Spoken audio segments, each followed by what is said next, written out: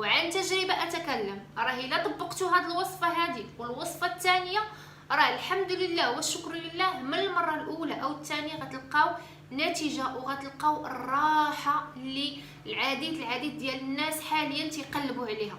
جربوا خوتي هذه الوصفه هذه كيف ما قلت لكم، راه هذه الوصفه هذه راه حتى هي غادي ترحموني عليها وغادي تشكروني عليها، لا ليكم ولا لوالديكم ولا ليكم كاملين.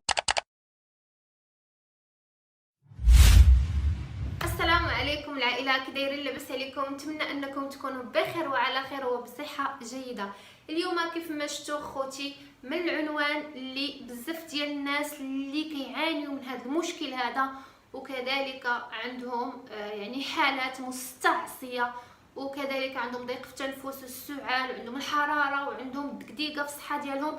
اليوم جبت لكم خوتي كذلك الحل اللي غزال واللي غترحموني عليها خوتي. هادشي اللي كنتمنى منكم، وكنتمنى منكم كذلك انكم تنشروها في سبيل الله للناس اللي محتاجين هاد الوصفه هذه، لانه راه فاش غيديروا هاد الوصفه غادي يرحموا لك والديك انت الاول، وكذلك غيرحموا لي والديا انا الثاني موراك. هادشي اللي كنتمنى. ما تنساوش اختكم سناء من لايك تدعموني به. ونمشيو الان ما نطولش عليكم لتحضير الوصفه.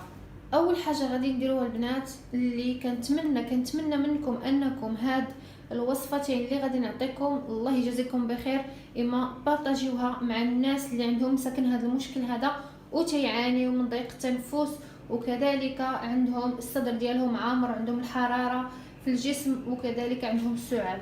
اول شيء غادي نحتاجوه اللي هو هنايا الزعتر، تقريبا واحد ملعقتين كبيرتين، وهنايا تقريبا واحد يعني انا غادي نضيف هنايا البنات، حيت هنايا واخا نديرو كميه كثيره ديال القرنفل يعني بحيث ما غنشربوهش.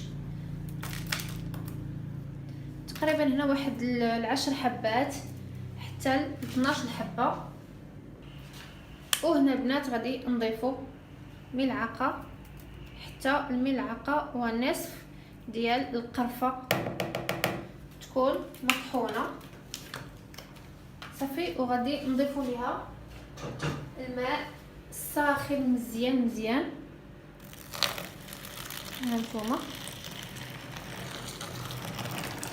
على هذا الشكل هذا صافي، وغادي نغطيوها وغنخليوها تقريبا واحد 3 دقائق على ما يتجانسوا لينا العناصر، وغادي نرجع معكم نوريكم الطريقه بالتفصيل. البنات قسما بالله الى هاد الوصفه هذه فعاله، وفاش غادي تجربوها غادي ترجعوا لعندي خوتي. اول شيء هانتوما كيف ما شفتوا راها باقا سخونه، غادي نجيبوا فوطه على هذا الشكل هذا هكا البنات، وغادي نحطوا هكا نبقاو شهيق وزفير هكا، ما نديروش هنايا يعني ما نصوتوش هنا، نهزو ونصوتو برا. ها انتم البنات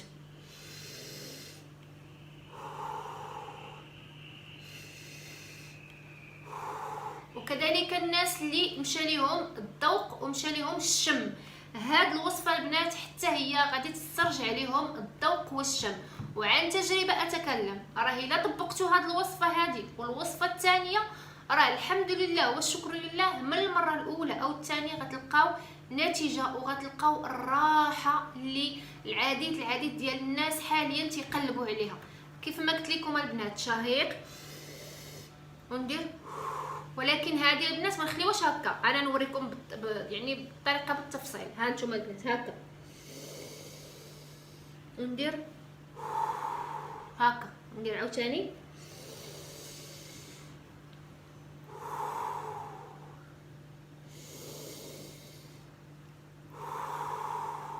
هكا البنات، وغتلقاو نتيجه غزاله وغتنال الاعجاب ديالكم. واول شيء بغيتكم هي رحمه الوالدين ودعوه ديال الخير.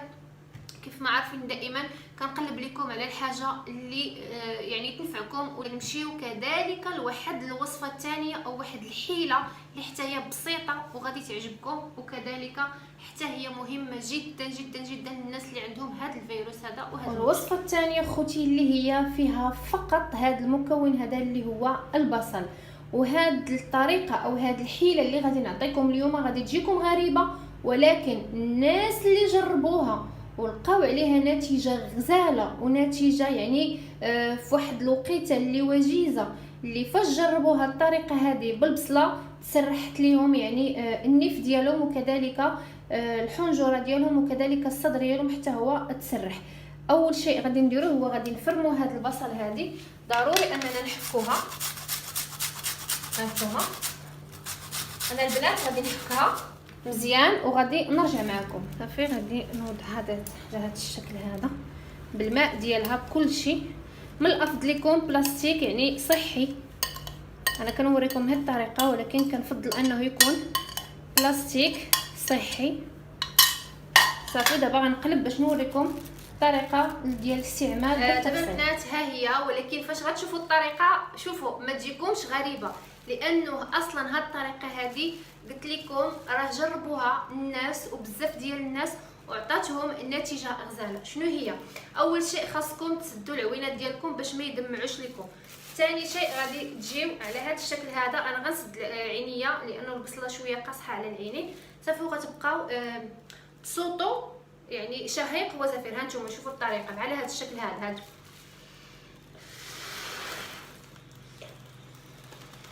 ونخليوها تدخل لكم الحلق ديالكم. عرفتوا دخلت ليا الحلق ديالي، حسيت بالحروريه ديالها النيت، او ما واخا عيني مسدوده واخا هكاك يعني ديك الحروريه ديالها طلعت ليا العينين. ولكن شوفوا البصله اونتي بيوتيك ما نخافوش منها، واخا طلع لينا العينين واخا دخل لينا النيف واخا دخل لنا الحلق، بالعكس هي راها معالج طبي وكذلك اونتي بيوتيك طبيعي من عند الله سبحانه وتعالى. هانتوما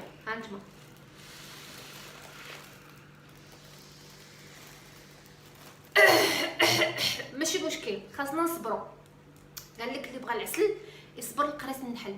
الا بغينا نتعالجوا وبغينا الحنجره ديالنا تعالج وكذلك الرئتين ديالنا وضيق التنفس وكذلك الناس اللي مشى لهم الذوق وكذلك الناس اللي مشاو لهم الشم، ها هو العلاج بين يديكم. غير كنأكد انه البلاستيك يكون صحي، ماشي اي بلاستيك نستعملوه. نمشيو على هاد الطريقه هذه حتى نحسوا ان لقينا الراحه هنايا في الحلق ديالنا وتسرحوا لنا الجعابي ديال الحلق ديالنا وكذلك الانف ديالنا يتسرح. راه فاش غتجربوا هاد الطريقه هذه راه غتحسوا بالنف ديالكم يعني بدا كيسيل، يعني ما بقاتش ديك يعني ما بقاش مخنوق ما بقاش مسدود، وغتحسوا بالرائحه وغتحسوا بالمذاق وغتحسوا بالمذاق ديال البصله. يعني في حاله ما الا شميتوا البصل عرفوا انه الحمد لله راه الشم والذوق رجع لكم وكذلك حتى النفس ديالكم ان شاء الله غيولي بخير وعلى خير.